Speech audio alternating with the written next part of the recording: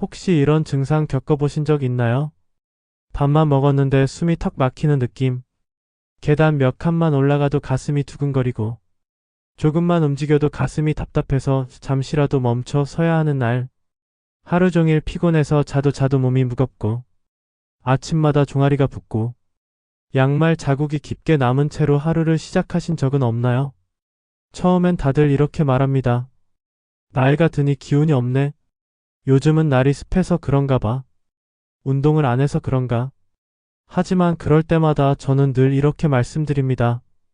그게 단순한 피로가 아니라며, 그게 바로 심장이 보내는 신호라며, 밥을 먹는다는 것 아주 평범한 일상입니다. 누구나 하루 3번은 하는 일이죠. 그런데 그 평범한 일상 속에서 숨이 막히고 답답함이 찾아온다면 그건 분명 몸이 무언가를 말하고 있는 겁니다. 숨이 찬다는 건 단순히 폐가 약하다는 뜻이 아닙니다. 몸속 어딘가에서 피가 제대로 돌지 못하고 있다는 뜻입니다. 그 중심에는 늘 심장이 있습니다. 우리가 숨을 내쉴 때마다 심장은 쉼없이 피를 밀어내고 있습니다. 그런데 그 심장이 조금씩 약해지면 그 영향은 제일 먼저 숨으로 드러납니다. 밥 한 숟가락을 먹고도 숨이 차다면 그건 위가 불편해서가 아닐 수 있습니다. 음식이 위를 채우면서 횡격막을 누르고 그 횡격막이 폐를 그리고 심장을 압박하면서 숨이 가빠지는 겁니다. 심장이 버티기 힘들 때 가장 먼저 하는 말은 통증이 아니라 숨입니다. 그래서 숨이 찬 건 몸이 보내는 가장 확실한 경고입니다. 하지만 많은 분들이 이 신호를 놓칩니다. 잠깐만 쉬면 괜찮아지니까. 하루 이틀 지나면 좀 낫기도 하니까. 그렇게 넘기다 보면 심장은 이미 절반 이상 지쳐버린 뒤입니다. 그럴 때 나타나는 작은 변화들이 있습니다.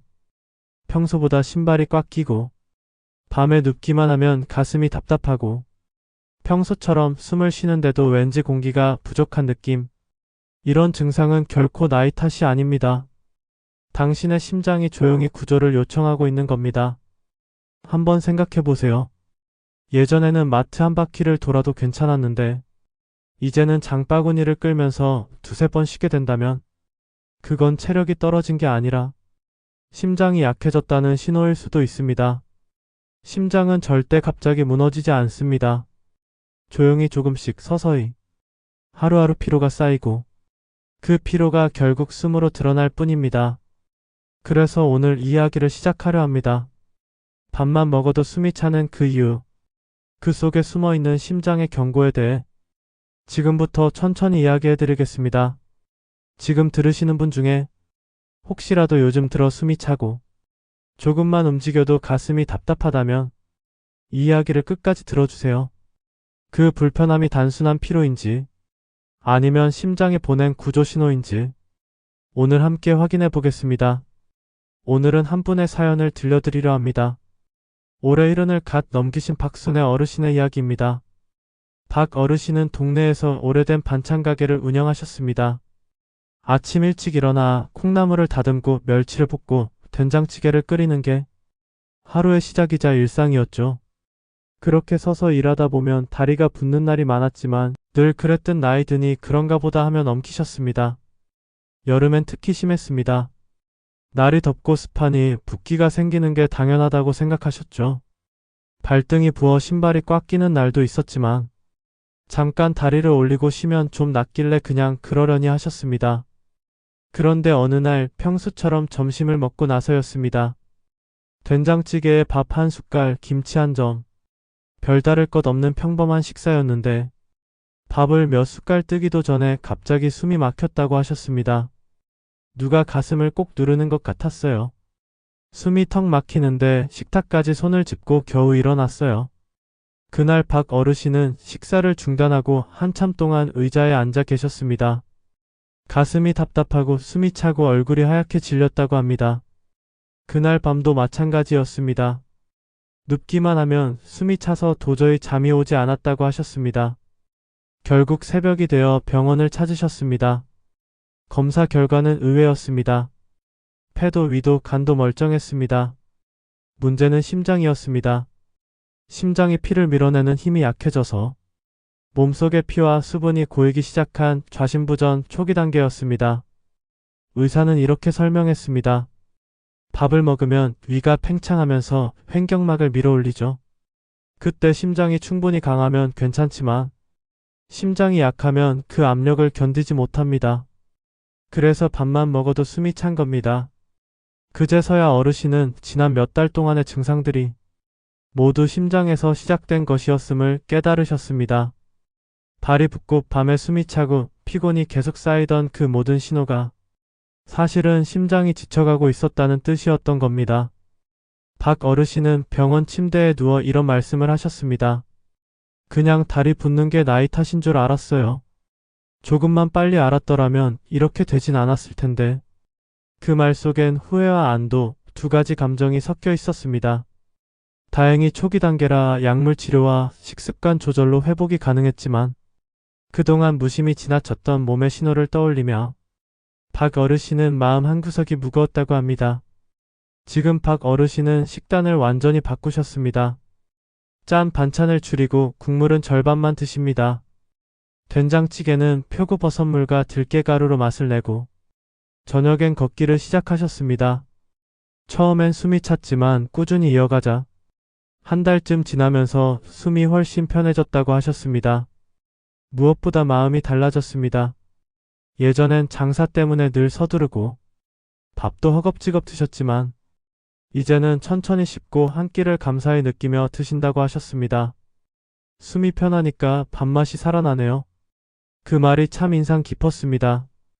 건강은 거창한 게 아니라 숨 한 번, 밥 한 숟갈의 여유 속에서 시작된다는 걸 박 어르신이 몸소 보여주신 겁니다. 이 사연을 들으시는 분들 중에도 혹시 요즘 유난히 숨이 차고 피곤하고 다리가 자주 붓는 분이 계시다면 박 어르신의 이야기를 한번 떠올려 보셨으면 합니다. 그냥 피곤해서 그렇겠지. 덥고 습해서 그렇겠지. 이렇게 넘겼던 그 순간이 심장이 보내는 마지막 경고일지도 모릅니다. 몸이 하는 말을 귀 기울여 들어야 합니다. 그게 자신을 살리는 첫걸음입니다. 박순애 어르신은 이제 매일 아침 자신의 손등을 한번 눌러보신다고 합니다. 피부가 바로 돌아오면 괜찮고 오래 남으면 붓기라고요. 그 작은 습관 하나가 이제는 마음의 안심이 되어버렸다고 하셨습니다. 그분은 마지막에 이런 말씀을 남기셨습니다. 내가 병원에 안 갔으면 지금쯤 어땠을까요? 지금은 숨 쉬는 게 감사해요. 숨 쉬는 게 이렇게 소중한 줄 몰랐어요. 그 말이 조용히 귓가에 남습니다. 숨 쉬는 게 감사하다는 말. 어쩌면 우리 모두가 잊고 살았던 가장 기본의 행복이 아닐까요? 박 어르신의 이야기는 그렇게 끝이 났습니다. 하지만 이 이야기가 누군가의 시작이 되기를 바랍니다. 숨이 차고 붓고 피곤하다는 그 작은 신호를 오늘만큼은 그냥 넘기지 않으시길 바랍니다. 밥을 먹고 숨이 차는 이유, 그 시작은 바로 심장에 있습니다. 심장은 하루도 쉬지 않고 뛰는 펌프입니다. 이 펌프가 단 한 번 멈추면 생명도 멈추죠. 그만큼 중요한 기관이지만 아이러니하게도 사람들은 심장이 보내는 작은 신호에는 참 둔감합니다. 심장은 온몸에 피를 보내고 각 장기가 필요한 산소와 영양을 받을 수 있도록 밀어주는 역할을 합니다. 그런데 나이가 들면서 또는 잘못된 생활 습관으로 인해 이 펌프의 힘이 조금씩 약해집니다. 심장이 피를 밀어내는 힘이 약해지면 피가 제자리에 고이기 시작합니다. 그 피는 가장 먼저 폐와 복부, 다리 쪽으로 몰리게 됩니다. 그래서 나타나는 게 바로 시크호흡 곤란, 복부 불쾌감, 다리 붓기입니다. 이 세 가지 증상이 함께 있다면 이미 심장은 꽤 오랫동안 무리를 해왔다는 뜻입니다. 그럼 왜 하필 밥을 먹고 나면 숨이 찰까요? 밥을 먹으면 위가 팽창하면서 횡격막이라는 근육을 위로 밀어올립니다. 횡격막은 폐와 심장 바로 밑에 있는 얇은 근육막입니다. 이게 위로 올라가면 폐가 눌리고 폐가 눌리면 호흡이 어려워지죠. 건강한 심장은 이런 순간에도 혈액을 강하게 밀어내며 균형을 유지합니다. 하지만 심장이 이미 지쳐있다면 그 압력을 이겨내지 못합니다. 그래서 밥을 먹은 뒤엔 숨이 차고 가슴이 답답하고 한동안 말을 하기조차 어려운 겁니다. 이런 증상을 우리는 종종 소화불량으로 착각합니다. 하지만 실제로는 심장이 피를 내보내지 못해 몸 안 어딘가가 부풀어 오르고 있는 상태입니다. 심부전은 이렇게 시작됩니다. 처음에는 단순한 피로와 붓기, 숨이 약간 차는 정도로만 느껴집니다. 하지만 그 안에서는 이미 심장 근육에 미세한 손상이 생기고 있습니다. 이 손상은 염증으로 시작됩니다. 고혈압으로 혈관벽이 지속적으로 자극을 받거나 혈당이 높아지면 혈관 안쪽이 손상됩니다. 그 작은 상처가 쌓이면서 심장 근육, 즉 심근이 점점 약해집니다. 심근이 약해지면 수축력이 떨어집니다. 피를 밀어내는 힘이 줄어드니 혈액이 거꾸로 역류하기 시작합니다. 그 혈액이 폐로, 복부로, 다리로 고입니다. 결국 숨이 차고 배가 더부룩하고 발이 붓게 되는 겁니다. 이 모든 과정은 아주 서서히 진행됩니다. 하루아침에 생기는 게 아닙니다. 몇 달, 몇 년 동안 쌓여서 어느 날 갑자기 증상으로 드러나는 겁니다. 그렇기 때문에 심부전은 조용한 병이라고 불립니다. 아프지도 않고 통증도 없고 단지 피곤하고 숨이 차고 몸이 무거운 것뿐이라 대부분 나이 탓으로 생각하게 됩니다. 하지만 그 순간에도 심장은 계속해서 신호를 보냅니다. 숨이 차고 붓고 피곤한 것, 그 모든 게 다 심장의 말입니다. 학계에서도 이 증상을 아주 중요하게 봅니다. 최근 국내외 연구 논문에서는 65세 이상 인구의 30% 이상이 심부전의 초기 소견을 보인다고 보고했습니다. 심부전이란 진단을 받지 않았더라도 심장의 수축력이나 이완력이 떨어진 상태가 이미 상당수 어르신들에게 나타나고 있다는 겁니다. 특히 고혈압, 당뇨, 고지혈증을 오래 앓은 분일수록 심장 근육이 손상될 확률이 높습니다. 혈관이 딱딱해지고 심장은 점점 더 많은 힘을 써야 하기 때문입니다. 그 무리가 반복되면 결국 심장은 지치고 약해집니다. 또 한 가지 간과하기 쉬운 원인은 심장 주위의 지방입니다. 나이살이 찌면 배나 팔에만 붓는 게 아닙니다. 심장 주변에도 지방이 쌓입니다. 이 지방은 단순히 공간을 차지하는 게 아니라 염증을 만들어냅니다. 그 염증이 심근세포를 공격하고 세포가 죽으면서 심장벽이 얇아지고 수축력이 떨어집니다. 결국 심장은 몸을 지탱하기 위한 에너지를 내지 못하고 점점 느려집니다. 이 과정을 조금 더 쉽게 설명하자면 심장은 원래 스프링처럼 팽팽해야 합니다. 밀어낼 때는 강하게, 받아들일 때는 부드럽게 움직여야 하죠. 그런데 고혈압과 염증, 지방이 쌓이면 이 스프링이 점점 뻣뻣해집니다. 그래서 피를 강하게 밀어내지도 부드럽게 받아들이지도 못하게 됩니다. 그게 바로 심부전의 핵심입니다. 이쯤 되면 숨이 차는 이유가 명확해집니다. 심장이 힘을 잃으면 폐로 가야 할 피가 밀리지 못하고 거꾸로 몰려옵니다.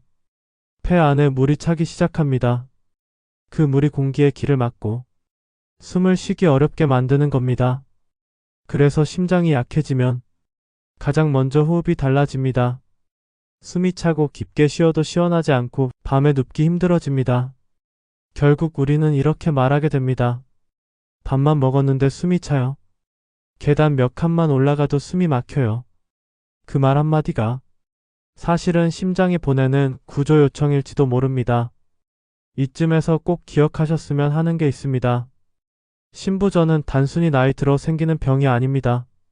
고혈압, 당뇨, 고지혈증, 비만, 스트레스, 염증, 이 모든 생활 습관이 심장을 조금씩 지치게 만듭니다. 특히 짠 음식, 가공식품, 늦은 저녁 식사, 이 세 가지는 심장을 빠르게 소모시킵니다. 혈액이 끈적해지고 혈관이 딱딱해지며 심장은 더 큰 힘으로 피를 밀어내야 하니까요. 그 과정이 반복되면 결국 심장은 지치고 힘을 잃습니다. 숨이 차고 붓고 피곤한 하루가 이어지게 됩니다. 심장은 우리 몸의 마지막 보루입니다. 조용히 쉬고 싶을 때조차 우리를 살리기 위해 멈추지 않습니다. 그 심장이 힘들다고 말할 때 우리는 반드시 그 말을 들어야 합니다. 밥을 먹고 숨이 차다면 그건 심장이 당신에게 말을 거는 순간입니다. 지금 좀 쉬고 싶어요. 이제는 나도 돌봐주세요. 그 말에 귀 기울이느냐, 그대로 지나치느냐. 그 차이가 건강과 질병의 갈림길이 됩니다. 이제부터라도 내 몸의 소리를 들어보세요. 숨이 차고 붓고 피곤한 하루가 이어진다면 그건 단순한 피로가 아닐 수 있습니다. 심장이 보내는 작은 신호, 그 신호를 알아차리는 것. 그게 바로 당신의 생명을 지키는 첫걸음입니다. 이제 다음 장에서는 이 약해진 심장을 어떻게 회복할 수 있는지, 심장을 편하게 해주는 식단과 생활 루틴을 조용히 이어서 이야기해드리겠습니다. 자연 대체법 약보다 부작용 적은 천연 약초. 심장을 튼튼하게 하려면 무엇보다 먼저 염증과 부종을 다스려야 합니다. 심장이 약해질 때 그 속에서는 늘 염증이 함께 자리합니다. 피가 돌지 못하고 한 곳에 고이면 그곳에 염증이 생기고 몸은 그 염증을 가라앉히기 위해 더 많은 에너지를 씁니다. 그 과정이 반복되면 심장은 더욱 지치게 되죠. 그래서 회복의 첫걸음은 심장에 무리를 주지 않으면서 염증과 붓기를 천천히 가라앉히는 것입니다. 오늘은 약보다 부작용이 적고 몸에 부담 없이 쓸 수 있는 천연 약초 3가지를 소개해드리겠습니다. 첫 번째 약초 산사자. 옛 한의서에서는 산사자를 이렇게 기록하고 있습니다. 기름진 음식을 먹은 뒤 막힌 혀를 뚫어주고 답답한 가슴을 시원하게 풀어주는 열매라고요. 산사자는 흔히 산사라고 부르며 붉은 빛이 도는 작고 단단한 열매입니다. 중국에서는 예로부터 심장약의 주요 재료로 사용되어 왔습니다. 이 열매에는 플라보노이드와 유기산이 풍부합니다. 이 성분들은 혈류를 부드럽게 흐르게 하고 혈관 속 기름기를 줄여줍니다. 그래서 꾸준히 마시면 혈액이 맑아지고 심장이 받는 부담이 줄어듭니다. 특히 식후 더부룩함, 소화가 느린 분들에게 좋습니다. 하루 한 잔의 산사차는 기름기 많은 식사를 자주 하시는 분, 혈압이나 콜레스테롤 수치가 높은 분에게 도움이 됩니다. 끓이는 방법은 간단합니다. 건조된 산사 열매를 5알 정도 넣고 약한 불에서 15분 정도 달이세요. 시큼한 향이 올라오면 불을 끄고 따뜻하게 한 잔 드시면 됩니다. 그 향이 코끝에 닿을 때 묵직했던 가슴이 조금은 가벼워지는 걸 느끼실 겁니다. 두 번째 약초 맹문동. 맹문동은 예로부터 폐와 심장을 보하는 약초로 알려져 있습니다. 겉모습은 가늘고 긴 뿌리 모양인데 그 속에는 점액질 성분이 가득 들어 있습니다. 이 점액질이 심장과 폐를 촉촉하게 해주고 긴장된 몸을 부드럽게 풀어주는 역할을 합니다. 신부전이 있는 분들은 종종 밤에 숨이 차서 잠을 설치거나 가슴이 두근거려 불안감을 느끼는 경우가 많습니다. 맹문동은 이런 불안을 완화하고 심장의 리듬을 안정시켜주는 효과가 있습니다. 또한 맹문동은 이뇨작용이 있습니다. 몸에 쌓인 불필요한 수분을 밖으로 배출해 주어 붓기를 완화하는 데 도움을 줍니다. 폐가 건조하거나 기침이 잦은 분, 숨이 찰 때 함께 마시면 더 좋습니다. 심장과 폐는 하나의 통로로 이어져 있기 때문에 둘 중 하나가 약해지면 함께 영향을 받습니다. 맹문동은 너무 진하게 끓이지 말고 약불에서 은은하게 물색이 맑은 금빛을 띌 때까지 달여 마시세요. 하루 한 잔이면 충분합니다. 입안에 퍼지는 그 부드러운 단맛이 마음까지 편안하게 만들어줄 겁니다. 세 번째 약초 익모초. 익모초는 이름 그대로 몸에 이로운 풀이라는 뜻을 가집니다.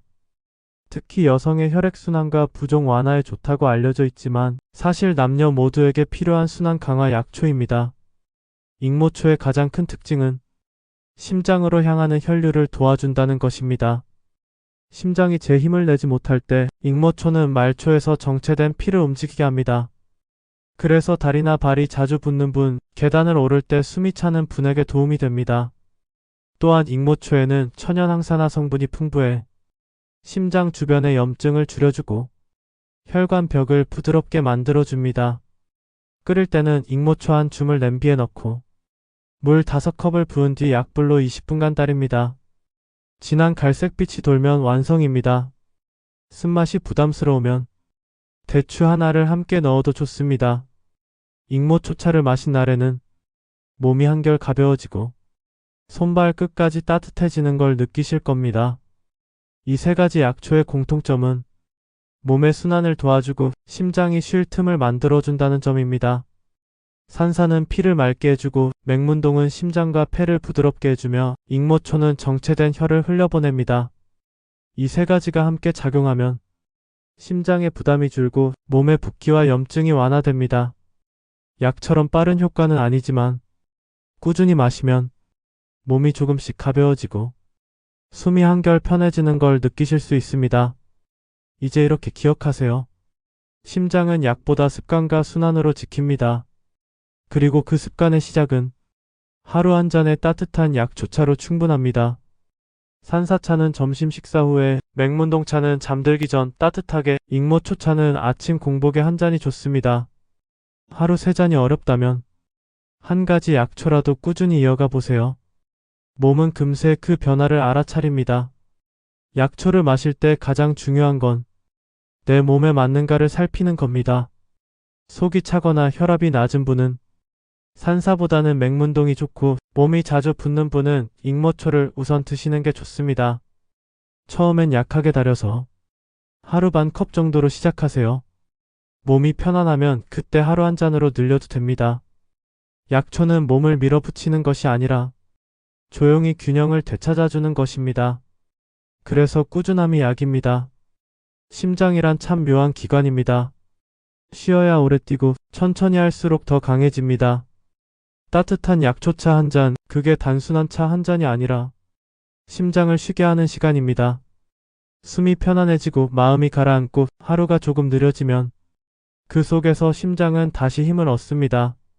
오늘 저녁 잠들기 전 따뜻한 물 한 잔에 산사나 맹문동, 익모초를 한 줌 띄워보세요.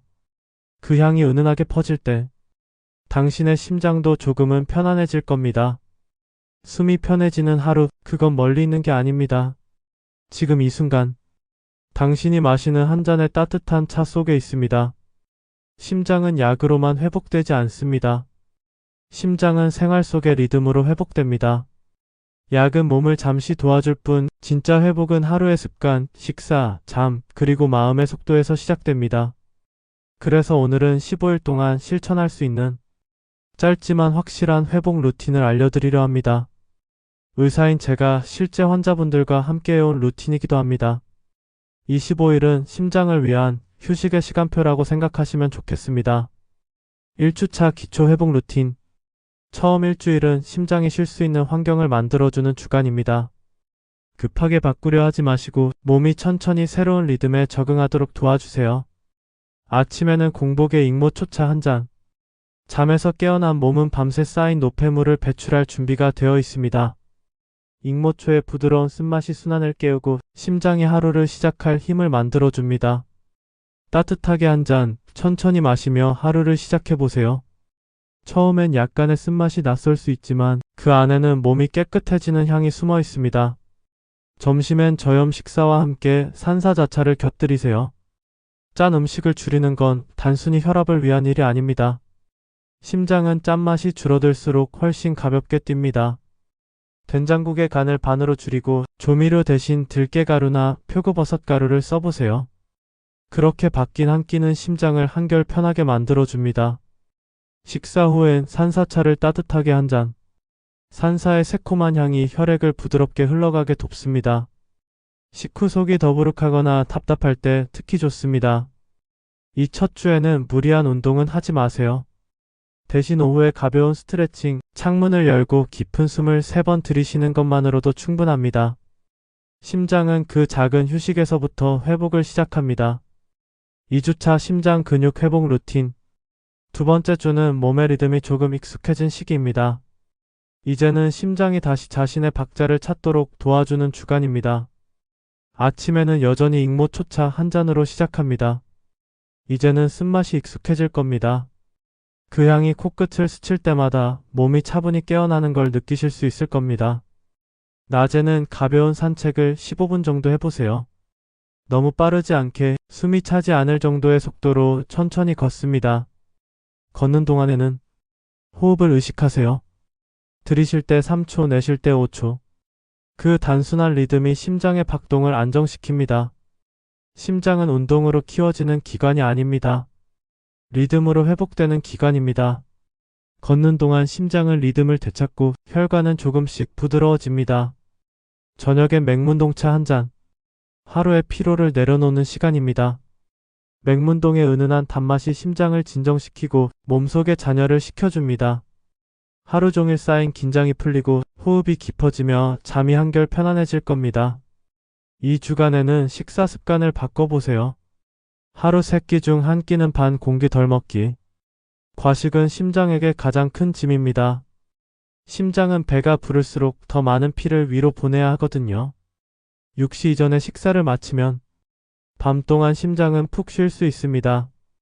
15일 실천 후 변화 포인트. 많은 분들이 이 15일 루틴을 따라 하신 후 가장 먼저 이렇게 말씀하십니다. 계단을 올라갈 때 숨이 덜 차요. 발 붓기가 사라졌어요. 밥을 먹고도 가슴이 편해요. 그 변화는 아주 조용하게 그러나 분명하게 찾아옵니다. 첫째, 숨이 편해집니다. 심장이 회복되면 산소를 몸 구석구석까지 보낼 힘이 생깁니다. 같은 계단이라도 예전보다 가볍게 오를 수 있게 됩니다. 둘째, 붓기가 줄어듭니다. 심장이 제 기능을 되찾으면 몸속에 고여있던 수분이 빠져나갑니다. 아침마다 퉁퉁 부었던 발목이 한결 가벼워질 겁니다. 셋째, 식후의 더부룩함이 사라집니다. 혈류가 원활해지고 위와 장이 제대로 움직이기 시작하면서 식사 후 답답했던 느낌이 사라집니다. 밥 한 끼가 예전보다 훨씬 편안해집니다. 이건 단순한 기분의 변화가 아닙니다. 심장이 회복되고 있다는 신호입니다. 몸이 그 변화를 스스로 느끼고 있는 겁니다. 이 루틴을 마치신 뒤에는 그냥 원래대로 돌아가지 마세요. 심장은 꾸준함을 기억합니다. 하루 한 잔의 차, 한 번의 산책, 한 끼의 절제. 그것들이 쌓여서 평생의 건강을 만듭니다. 심장은 절대 한 번의 치료로 강해지지 않습니다. 매일의 생활이 곧 치료입니다. 15일 동안 몸이 달라진 걸 느끼셨다면 그 루틴을 30일, 60일로 이어가 보세요. 그때부터는 단순한 회복이 아니라 진짜 젊은 심장으로 돌아가는 과정이 시작됩니다. 그리고 무엇보다 심장은 느린 삶을 좋아합니다. 조급하지 않고 과식하지 않고 숨을 천천히 들이쉬는 삶. 그게 바로 심장이 편안해하는 리듬입니다. 이제부터는 심장을 다그치지 말고 토닥여주세요. 오늘 하루도 잘 뛰어줘서 고맙다고 속으로 한마디 건네보세요. 그 한마디에 심장은 아마 이렇게 대답할 겁니다. 이제야 내가 조금 쉬는구나. 15일의 변화는 생각보다 큽니다. 몸은 정직합니다. 좋은 것을 주면 반드시 좋은 반응을 돌려줍니다. 하루 한 잔의 약조차, 짠맛을 반으로 줄인 식사, 15분의 산책. 이 3가지면 충분합니다. 그게 바로 당신의 심장을 지키는 가장 단순하고 확실한 방법입니다. 심장은 쉬지 않고 당신을 위해 뛰고 있습니다. 이제는 당신이 심장을 위해 하루를 만들어주세요. 오늘부터 15일 심장을 위한 약속을 시작해보세요. 이 작은 변화가 당신의 숨을 다시 편안하게 만들어줄 겁니다. 심장은 우리가 먹는 음식에 아주 민감하게 반응합니다. 먹는 습관 하나가 심장의 부담을 늘리기도 하고 반대로 그 부담을 덜어주기도 합니다. 많은 분들이 몸에 좋은 음식만 찾습니다. 그런데 진짜 중요한 건 무엇을 함께 먹느냐, 바로 궁합입니다. 몸에 좋은 음식도 나쁜 조합으로 먹으면 독이 되고 평범한 음식도 좋은 조합으로 먹으면 약이 됩니다. 오늘은 심장을 지키기 위해 꼭 알아두셔야 할 나쁜 음식 궁합 3가지와 그 대신 몸을 편하게 하는 좋은 조합 3가지를 이야기해드리겠습니다. 첫 번째 나쁜 조합. 고염 김치와 삼겹살. 이건 정말 많은 분들이 즐기는 조합입니다. 고기 먹을 때 김치가 빠질 수 없죠. 입맛에는 딱 맞지만 심장에는 아주 부담스러운 조합입니다. 김치의 소금기와 삼겹살의 포화지방이 만나면 혈관 안은 금세 끈적해집니다.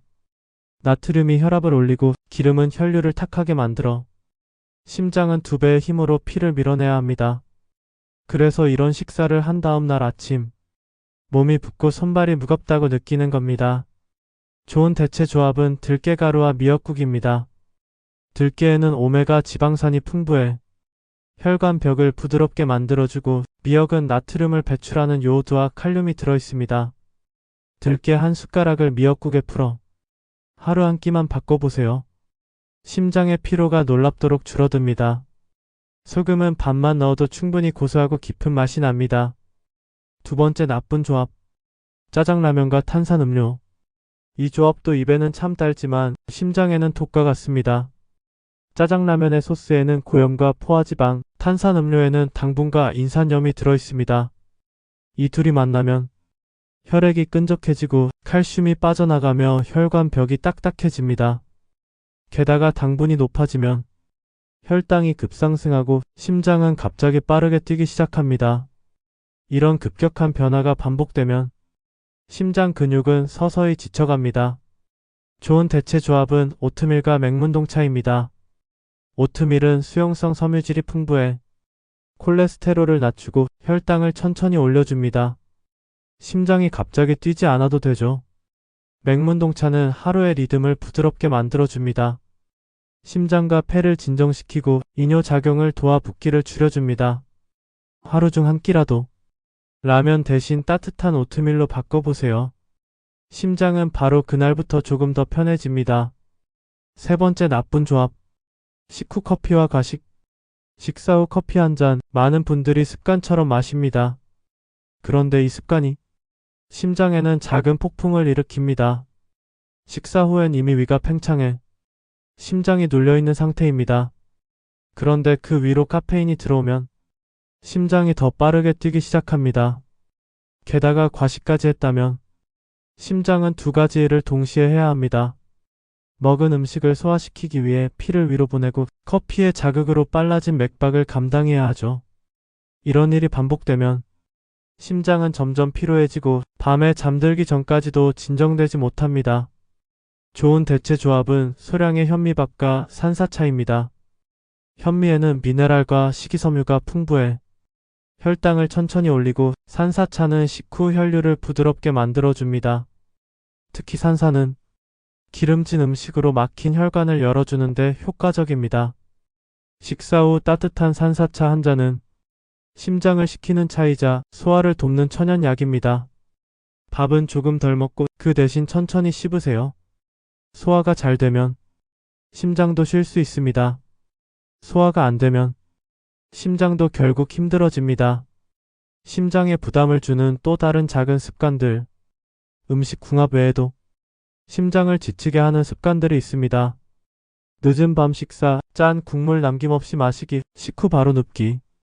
이 세 가지는 심장이 가장 싫어하는 행동입니다. 특히 식후 바로 눕는 습관은 위에 남은 음식이 횡격막을 밀어 숨이 막히고 심장이 압박을 받게 합니다. 이게 바로 밥 먹고 숨이 차는 또 하나의 이유입니다. 식사 후에는 최소한 30분 앉아서 대화를 나누거나 가볍게 걷는 습관을 들이세요. 그게 심장을 위한 가장 좋은 휴식입니다. 심장이 편안해지는 한 끼의 원칙. 하루 3끼 중 한 끼만이라도 심장을 위한 식사로 바꿔보세요. 짠맛은 반으로, 기름은 반으로, 식사 속도를 절반으로 줄이세요. 그 대신 따뜻한 차 한 잔을 더하세요. 산사차, 맹문동차, 익모초차. 이 세 가지 중 어떤 것이든 괜찮습니다. 이건 절제의 식단이 아닙니다. 심장을 위한 배려의 식단입니다. 몸이 편해지는 식사는 결국 마음까지 편안하게 만들어줍니다. 음식은 약이 될 수도 있고 천천히 진행되는 독이 될 수도 있습니다. 심장은 그 차이를 정확히 알고 있습니다. 오늘부터 식탁 위의 조합을 한번 바꿔보세요. 그 작은 변화가 당신의 숨결을 바꾸고 심장을 편안하게 만들 것입니다. 짠 김치 대신 들깨국 한 그릇, 라면 대신 따뜻한 오트밀, 커피 대신 산사차 한 잔. 이 세 가지만 바꿔도 심장은 하루 종일 고마워할 겁니다. 그리고 이렇게 기억하세요. 소화가 잘 되는 식사는 심장이 쉴 수 있는 시간입니다. 그 한 끼의 여유가 당신의 심장을 지켜줍니다. 심장은 고장나면 다시 되돌릴 수 없습니다. 건강보조식품보다 밥상과 찻상이 먼저입니다. 지금 심장이 보내는 신호를 놓치지 마세요. 여러분의 심장은 괜찮으신가요? 지금 바로 냉장고를 열어보세요. 심장을 지키는 음식부터 준비해두세요. 아래 댓글에 실천 계획 남겨주시고 구독과 좋아요, 알림 설정으로 함께 건강한 노후 준비해요.